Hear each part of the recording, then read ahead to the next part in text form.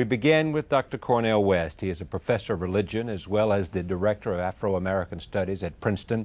He's also known as a brilliant social critic with insights into topics as diverse as racism and popular culture.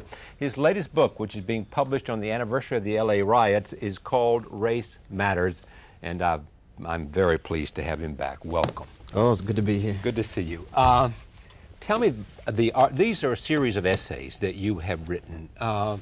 But if there is an essence here about race in America today, what is it? I think in many ways it's reflected on this very day, which is the celebration of the birthday of the great Billie Holiday. She would have been 78 years old. And I think in the life and in the art of Billie Holiday, we see the triumph of the human spirit as it struggles against adversity. And in many ways, that's a paradigm of the black condition in America since we first arrived. A very tragic but dignified struggle against adversity, struggle against overwhelming circumstances, and yet still able to hone out some stone of hope. And that's what that book is about. It's about hope. What's the hope? Well, the hope is primarily based on the small victories in terms of the black love, black care, black joy that serves as the basis of loving others and allowing the possibilities of persons coming together to change and transform prevailing circumstances. When you look at the Rodney, taking you to timely events, this second trial of Rodney King, this trial in which the prosecution has evidently done a better job than it did in the first time, do you fear the consequences because no one knows what a jury's going to do this time?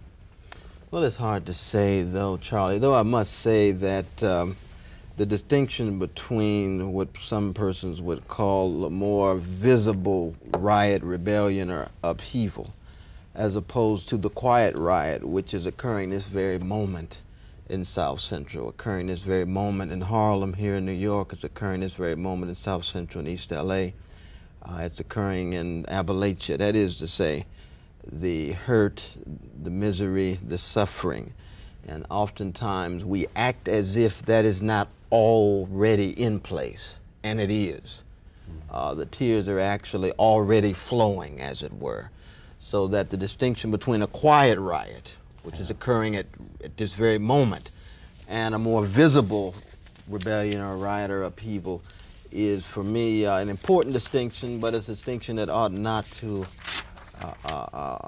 lead us to overlook the degree to which the conditions are still the same. Why do you think that white America was startled by the rage in L.A.?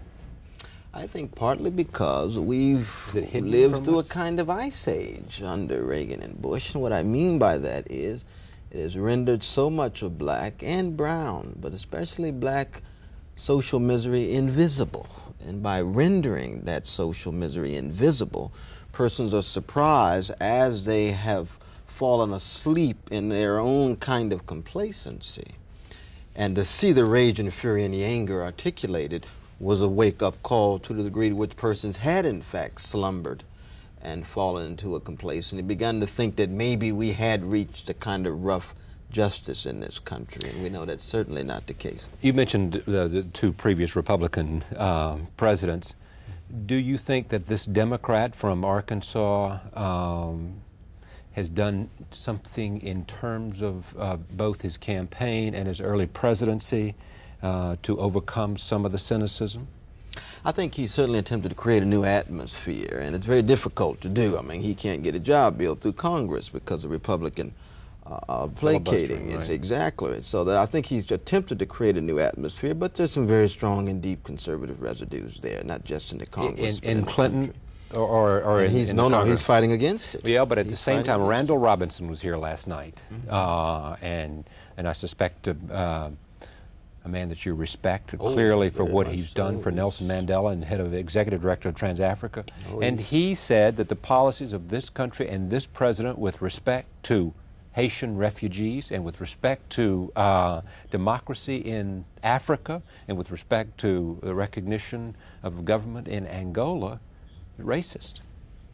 Well, it's a continuation of the Bush administration, and I think that certainly one of the major Achilles heel of the Clinton administration has been precisely the hypocrisy regarding the issue of the Haitians. There's no doubt about that. Certainly, I would say in regard to policy regarding in regard to African countries as a whole, there's still been a downfall and a shortcoming in this regard. So I would want to share Randall Robinson's concern, but at the same time, I would argue that on domestic issues, he's trying to turn the country around. Mainly by changing the economic. Well, most importantly, mainly by talking about the revitalization of the public sphere. Of the public sphere. The public sphere, from in public terms of a role of government and a positive and public health care, public provision. A role of government to influence how we treat and how we respond to those who suffer the most. That's right.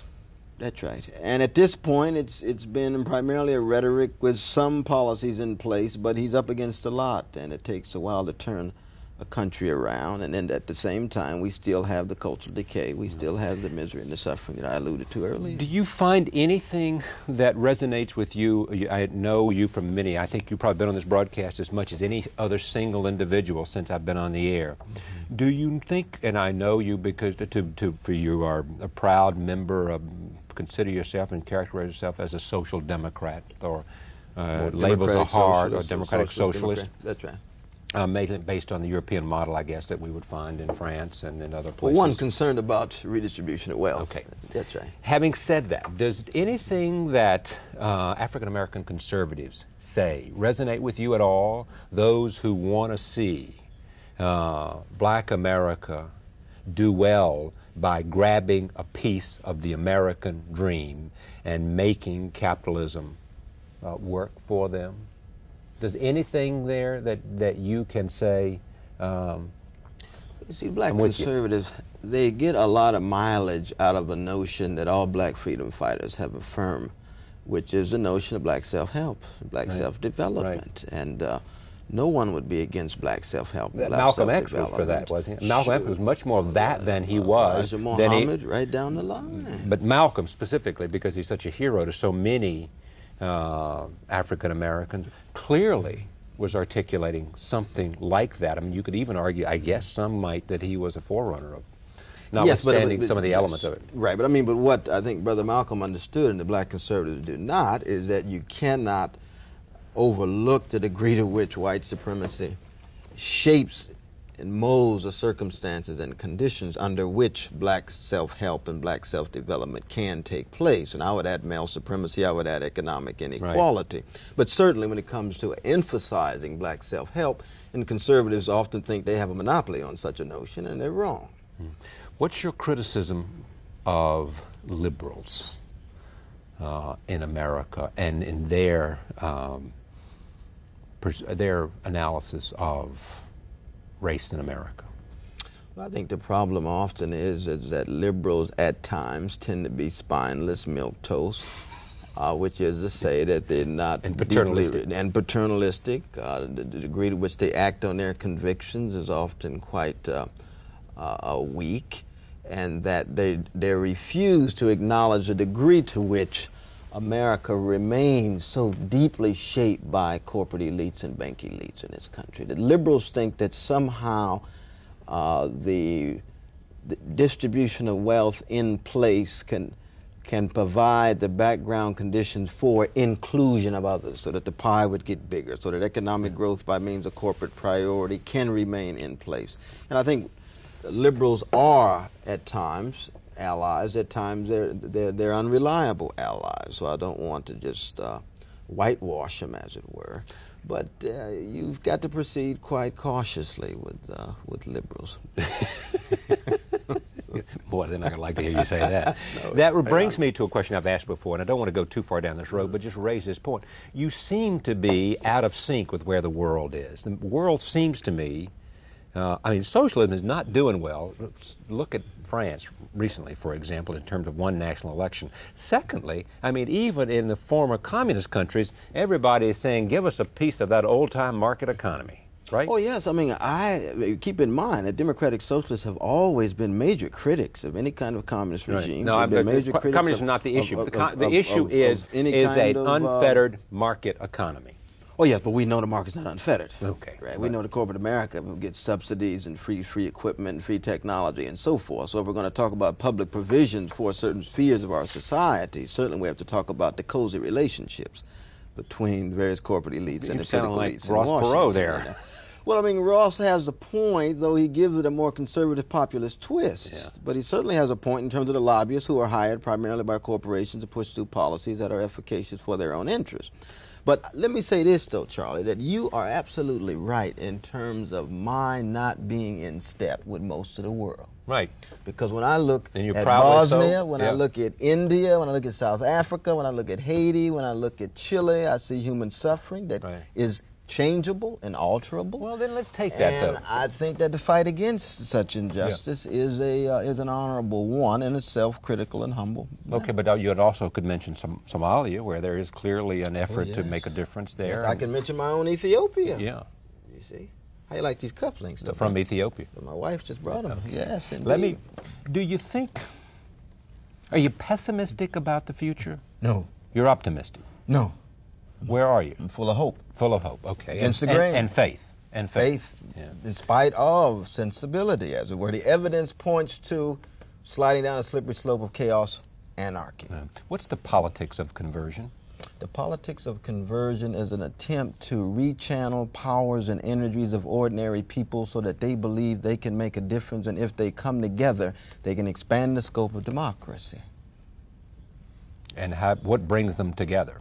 What will bring them together will be, 1, new leadership, 2, new belief in themselves, and 3, new historical conjunctures, new moments that provide new possibilities which are unpredictable, which as we turn around the corner when we turn around the corner, we see things that we could not have imagined, you see.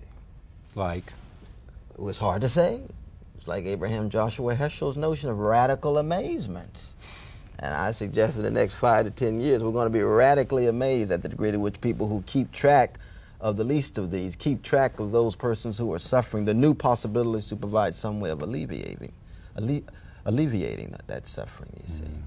But that's hope. That's not optimism. I'm not an optimist at all. In fact, I have little respect for naive optimism.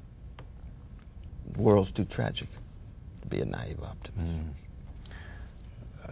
What does your deep religious belief say to you when you look at what's going on in Bosnia and you see that kind of cruelty and inhumanity and what some are characterizing as genocide and crimes against humanity? And it's not just happening there. There are other places in the world it's taking place. I see it in South Central Los Angeles or Harlem as well. And that's... Well, as you know, this is the Easter season. I speak as a Christian. I look at the world through the eyes of the cross, and I see the blood that flows. I see the death with no dignity. I see the soldiers making fun of the person who died. I see the loss of hope. I see the darkness twice on that Good Friday. And yet, even given that Saturday with Easter possibilities seemingly foreclosed and held at arm's length, and yet the small victories. Right? Those who get up every morning, love their children, project a future, those who organize, local activists who are struggling against the grain, the Davids against the Goliaths. But let me stop you there in terms of your Christian soul. Where do should the United States, in some call of justice and morality and being on the side of all that is good, say to the world, we will not stand by and allow this? In Bosnia? Yes. Yes, should have done it a year ago. With American military leading the way. That's right. That's exactly right. And make the argument, though, when people say it's a quagmire, it'll suck you in and never let you go and will create division in this country, like we've never seen before if American men and women are dying there in a way that our leaders cannot clearly articulate the national interest, albeit how incredibly obscene and vicious and undescribable the crimes. Yes, but see, I would argue that that one does not fight Hitler based on national interest. You don't fight apartheid based on natural interest. You fight it on the basis of what?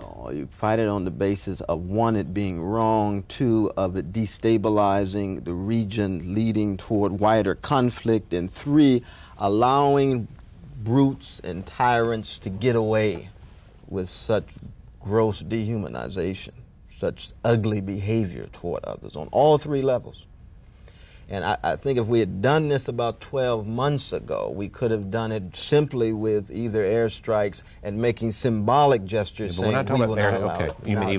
Now, at this point, of course, we're talking about long-term investment. We're talking about American soldiers and so forth. So you're absolutely right. It and makes some it a say much it'll more take difficult. 200,000 or 300,000. Some say even 500,000. Yeah. Yeah, some say 500,000. Doesn't sound like Vietnam to you. No, I don't think the analogy holds there. But I mean, I recognize the strength of the plausible arguments on the other side. I think we need to have a public conversation about this. We need a debate about this. But certainly, do you think we're having that public conversation? No, we haven't had a serious public conversation. And who's to follow? It seemed to me that there's one person that commands the debate, you know. And politics rules, though, because you may not want to have that debate right now because there are other items on the agenda. Right. And each day, more people die. That's right. Because there are other agendas to pursue, whether they're, absolutely right. You know, not, and you don't want to cloud the agendas. Right. I mean, I think push too many things on the table. That's what has happened in the Clinton administration. Very much so. Right. Very much so. Tell me about black nihilism and what it is. It is the black hopelessness and meaninglessness and, most importantly, lovelessness that too many black people and especially black children are undergoing this very moment. The shattering of family and neighborhood, the proliferation of combat zones and existential wastelands that too many black folk are up against. Almost 50% of black children live in poverty in this country. What kind of future are we talking about, you see? And the most frightening thing, I think, is that denialism leads toward a certain kind of cold-heartedness and mean-spiritedness. If, in fact, no one feels that my life is worth any value, why should I value the life of others? And it spills over in the forms of social chaos that I think sit at the very center of the chocolate cities in this society. As the What's a chocolate city? A chocolate city is a black and brown city. It's a New York, it's a Chicago, it's a Detroit, it's a Washington city disproportionately black and brown. Vanilla suburb, those suburbs that are disproportionately white, those work in the city during the day and go back to the vanilla suburbs at night. Should Jesse Jackson be elected head of the NAACP? My own view is no. I have great respect for Jesse Jackson. I think he's one of the towering figures of the black freedom movement in the 20th century. I think NAACP would actually stranglehold the brother. I think he has too much to offer. NAACP itself is in need of tremendous regeneration, new vision, new energy. He could do that, but I think that Jesse Jackson simply is someone who could be much more useful outside of the NAACP apparatus. I'd like to see him senator from the new state called Washington, D.C. That's why I'd like to see I suspect that's where he'd like to be either. Brother Jesse, yeah. Finally, when you look at you, let me listen to this. This is from Senator Bill Bradley talking about this book. The book is Race Matters by Cornel West, professor. Few Americans speak about race with Cornel West's clarity, humanity, intellectual rigor. His presence on the scene, plus the knowledge that his best years lie ahead of him, should give hope to all of us who believe that America's racial diversity is our strength. Marion Wright Edelman says Cornel West is one of the most original, brilliant, prophetic, and healing voices in America today. We ignore his truth in Race Matters at our personal and national peril. And it goes on with other people, including Henry Gates at Harvard and Janetta Cole at Spelman College. Have you paid any price for all the attention that you have received? Any price? Has there been a toll for that? Oh, sure. Being misunderstood, and this is what one would expect, because when you're saying so many different kinds of things, you're often misunderstood, and you're often cast with the mainstream when you're much more critical of the mainstream, and you're cast with militants when you're much more open to compromise. I have a strongly militant pole to my own position. I also have a compromising pole given my personality. So that I think probably more than anything else, it's a matter of being misunderstood, and that misunderstanding leads to and degenerates to a whole host of other things. But I'm very conscious of becoming too visible, because I want to keep the focus on the issues, on the social misery and the suffering. You see what I mean? And I'm quite serious about that. I think that televisual culture can become a kind of addiction. It can become almost a narcotic. And I do believe You mean that the hot lights? the hot lights, and yes, and I think and all the praise in the papers. publicity and power are inherently corrupting, and therefore one must tremendously struggle against it and be spiritually prepared such that you don't fall into the traps of complacency and acceptance. And that's a perennial battle for a freedom fighter, it seems to me. And it's a challenge for someone like myself. Great to have you here. Good to words. see you again. Thank you. Congratulations on you going national. Thank you. I'm so glad of you. Cornel West, Race Matters is his book, and it is provocative and insightful ideas about where America is going with, as he says, some respect for the power of love. We'll be right back. Stay with us. Catherine McKinnon is here, and Mary Steenburgen. See you after this break.